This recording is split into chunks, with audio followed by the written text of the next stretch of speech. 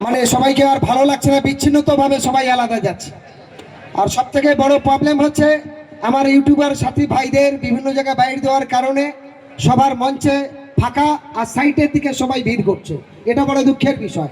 সবার ডিসিপ্লিনটা এখানে অনেক রকম চেঞ্জ হয়ে গেছে। যাই হোক, সংবিধান পাঠে নিয়ে আজকের সভার সঞ্চালক এবং বিভিন্ন সাথী বন্ধুরা সবাইকে যথাযোগ্য সম্মান শ্রদ্ধা জানিয়ে সংবিধানের কয়েকটি কথা আপনাদের সামনে ব্যাখ্যা করছি।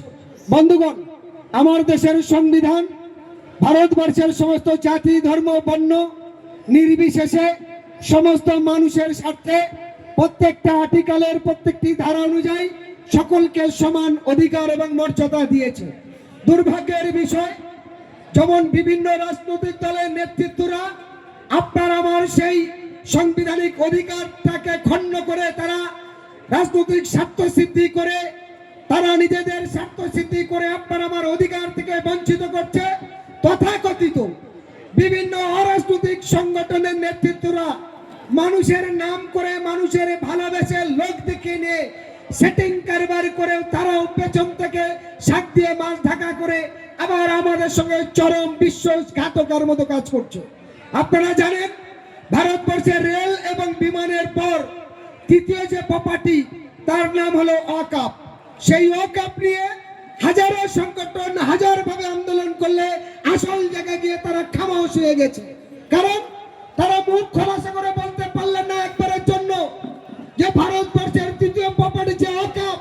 আমি পশ্চিমবঙ্গের কথা যদি বলি, পশ্চিমবঙ্গের টোটাল ওয়াকফ সম্পত্তি কত, তার বছরে মাসে কত টাকা রোজগার, সেই রোজগারের টাকা কোন কোন কাস্টের জন্য, কোন কোন জাতির জন্য, কোন কোন ধর্মের জন্য, কোন কোন শ্রেণীর মানুষের জন্য সরকার কতটা কোথায় কি ব্যয় করেছে, তার আয় ব্যয়ের হিসাবটা দুঃখের বিষয় একটু জানান।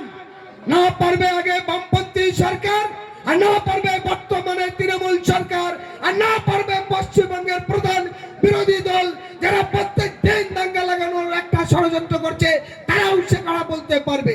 অতএব হাজার রকম লড়াই আন্দোলনের আওয়াজ উঠলে আসল জায়গাটাকে খামোশ হয় কেন, এই ব্যাপারটা বুঝি না। কারণ কাল মে কুছ কালা হ্যায়, সব সত্য কথাটা বললেই তো হয়তো প্যান খুলে যাবে, সঠিকটা বলার জায়গা থাকবে না। মনে রাখতে হবে, আমার দেশে ইংরেজ ব্রিটিশ সাম্রাজ্যবাদ যখন আমার দেশের শাসন চা ব্যবসার নাম করেছে, দেশ দখল করেছিল, তখন বলেছিল ইংরেজ ব্রিটিশদের তাড়ানোর জন্য হিন্দু মুসলিম দলিত আদিবাসী শিখ ইসাই খ্রিস্টান সহ সর্বস্তরের মানুষ কাঁধে কাঁধ মিলে লক্ষ লক্ষ মা বোনদের চুরি শাখা সিঁদুর মিছে হাজার মানুষের জীবনের বিনিময় তবে ব্রিটিশ কিন্তু দেশ ছেড়েছিল।